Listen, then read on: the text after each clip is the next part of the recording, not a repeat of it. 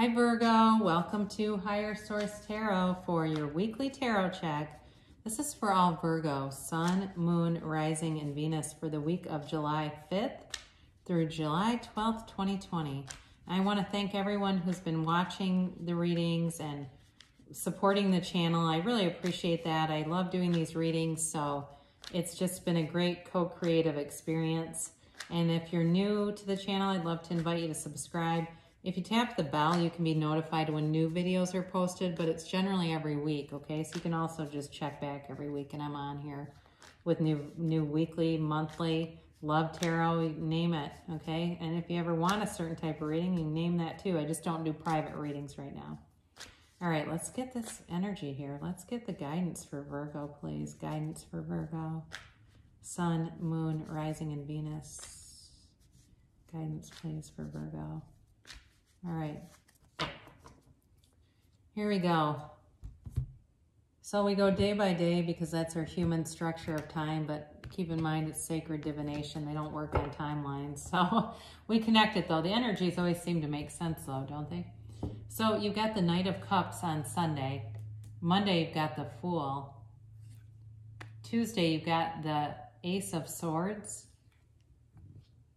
Wednesday, you've got the Seven of Cups. Now you've got the Tower here on Thursday and the Ten of Pentacles on Friday. Saturday, you've got the King of Wands, and then you've got the Hermit. You know what? I had the Hermit in this exact same position for, it was for Leo. So I don't know if you're dealing with Leo, you might want to check out their, they had really strong money reading too. So be aware of that if you have Leo in your chart. But you know what? It feels like there's sort of this blending of, that mental clarity with emotions. It just is very strongly indicated here. You have water here, so Cancer, Pisces, Scorpio, you've got Virgo, and you have certainly air, earth, fire. You've got all the elements. So you begin on Sunday. You've got somebody, I think, who's trying to manifest a relationship, and it's drawing you in. It's the Knight of Cups here, and he tends to be a bit daydreamy, okay? He's not rushing ahead, but he does bring an offer, and again, there's a spiritual melding here where, and I talk about that from somewhat of the mystical sense, the spiritual, like visualizing, raising your vibration. Someone seems very in tune with that. It feels that way. They've got an awareness here. And they're looking for something long-term. They're looking for some kind of a commitment. Now, if it's work-related, you may have something coming in where they're looking for stability, some kind of structured stability. But it's, you know, in terms of work, too, there's definitely money here. So if money has not been stable, you've got some things changing. You have... you've got an infinite potential here, okay? The Fool is the 0, so it's not a number. It's infinite potential. It's limitless, and it's time for a brand new beginning. So if you've been separated from somebody, you could have a brand new beginning that way. You could also have it with a new person. Or even, you know, even if it's something like you've been in a relationship that's gotten a bit dull, there's a revival here. There's a revitalization. It's life without limits. It's moving forward without limitations, without self-imposed limitations. And it's really a beautiful energy of, you know, living the dream. The Fool is not tied to past experiences. The Fool kind of leisurely carries them slung in his back, and he's aware they're there, but it's really more those experiences that help us launch to the next level, right? I learned from that. I get that. I learned from that. It doesn't hurt me anymore, though. This bag of experiences can't hurt the Fool. So you're definitely moving forward, and you definitely have a companion with you. So whether it's, you know, whether it's a friend or a relationship, the other thing that I get from this reading, too, is there's truth here, okay? There's a truth coming through. So for some of you, because the Fool has it with the feather, that's the feather of truth in his cap. But you've also got it here too on Tuesday with the Ace of Swords. This is mental clarity. And it's a new, it can be a new challenge, but it also can be a new endeavor of sorts. So for some of you, I do feel like if you're reconnecting with someone, that there might be a bit of a challenge with it. Not anything horrible, but it just, there may be some barriers, some past experiences that need to be put down and not, I guess, not rehashed. You know, with this though, this sword cuts through that material world. And so some of you may be getting to a place where you don't really care what other people think. And that's going to be very liberating for you, Virgo, because you have a tendency, I have a Virgo moon just incidentally, and some of the closest people to me are Virgos. So I love the sign. It's nothing negative, but I do feel like you tend to internalize. You can tend to internalize people's energy around you. But even more than that, sometimes they're criticisms and criticize yourself, and you're being liberated from that. You know, you really are. You're being freed up and given this energy of just this like absolute truth that comes through, and being true to who you are too. So Wednesday, you've got this Seven of Cups here. And again, I mentioned the Knight of Cups is about daydreaming kind of energy. So is this. So there's more visualization happening and many choices, okay?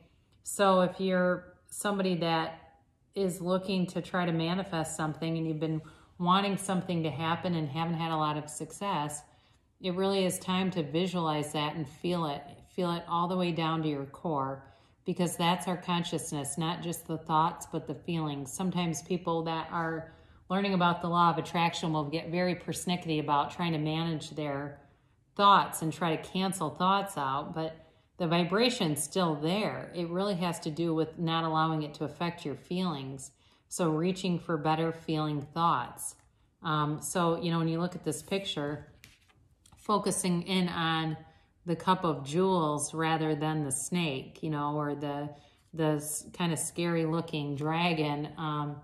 So you have something here, that an energy here to really shift you. And it does, again, it feels like it has to do with some kind of self-criticism, shifting you away from that, really breaking that down.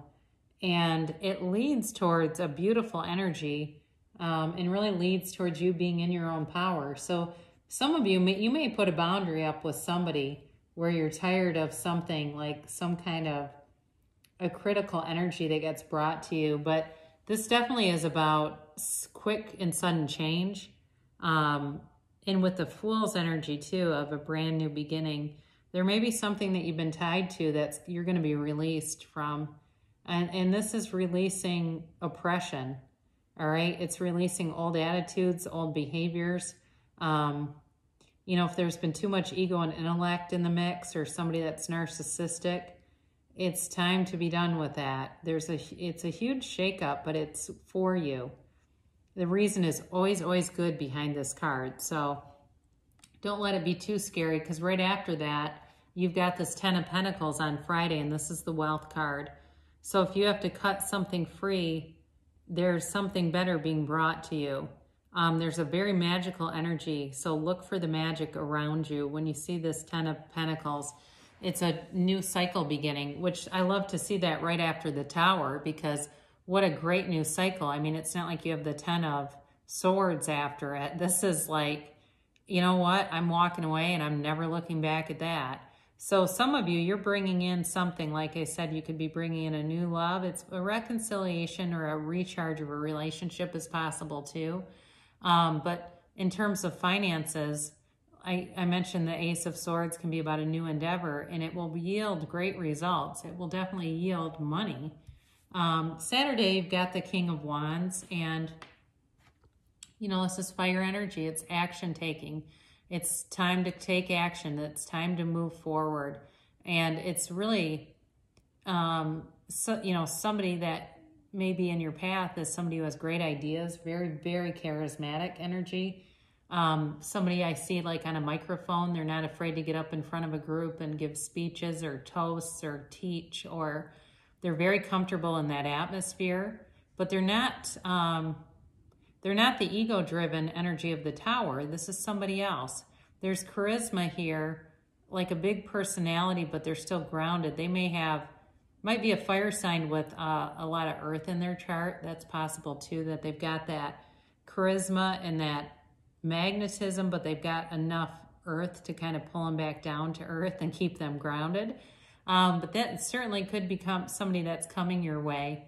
But either way, the energy around you on Saturday, Friday, Saturday is really beautiful. It's definitely, you know, very fulfilling energy. And on Sunday, you're in your power here. You've got this hermit energy. And the hermit is a shaman. This is guiding you and telling you you are on the right path, okay? So if you've had any misgivings and you've looked at your life and said, I don't know how I ended up here, it's okay. You're being guided on a path. We are brought here to be happy, joyous, and free. Pain in life happens, but suffering is optional. And the hermit is deep. The hermit runs very, very deep, and it may also be a time for you to really increase your meditation. And you don't have to sit and meditate for hours at a time, but just be very consistent with it. Go within. The information is all within you. It really, the answers are within. God is within. Love is within. Spirit is within. And that's what this is telling you. So beautiful reading for you, Virgo. And we'll conclude with an oracle card to attract more love into your life. Like attracts like. If you long for more love, be more loving. And isn't that true? You get what you match. You get your own vibration. The universe is very impartial. It just gives you what you're a match to. And we'll conclude here with Life Loves You from Louise Hay. I am willing to forgive. Forgiveness is a gift to yourself. It allows you to release the past. Go to your mirror and say, I forgive myself.